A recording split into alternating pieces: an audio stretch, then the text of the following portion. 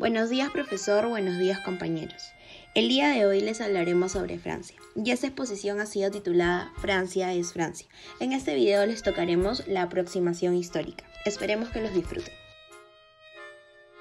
¿Qué eras marcan el paradigma francés? A lo largo de la historia, Francia ha tomado un papel fundamental en diversos sucesos que han determinado por remarcar su importancia e influencia en el orden internacional actual.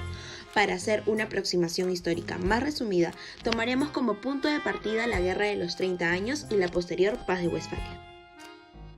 La Guerra de los 30 años. Este conflicto se inicia en 1618 tras la propagación de las tesis de Lutero, en las cuales se establecía que la relación entre Dios y el hombre debería ser directa y sin la intervención de terceros. Esto llevó a una larga guerra que duró 30 años entre católicos y protestantes.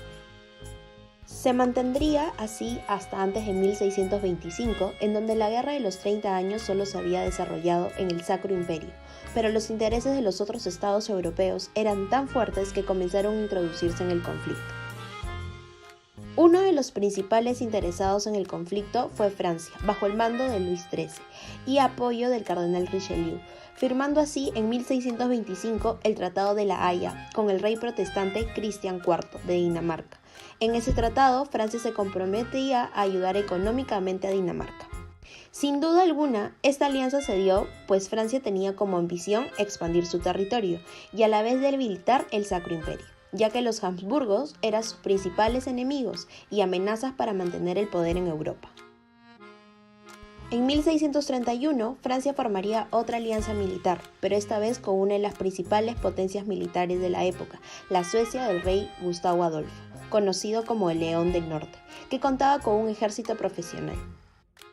Francia y Suecia firman el Tratado de Sparwang, en donde Francia se comprometía a apoyar económicamente a Suecia, a cambio de que las tropas protestantes no ataquen a los aliados franceses dentro del imperio y que tampoco impusieran el culto protestante en lugares donde el culto católico ya había sido previamente establecido.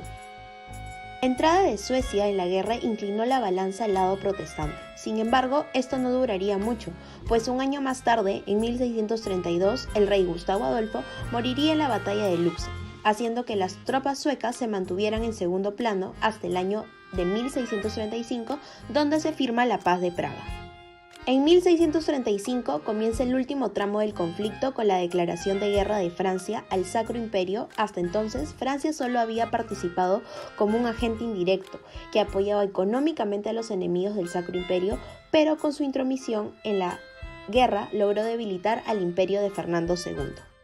La muerte de Fernando II todo parecía perdido. Sin embargo, el Sacro Imperio recibió la buena noticia de la muerte del cardenal Richelieu, dirigente y estratega militar de Francia.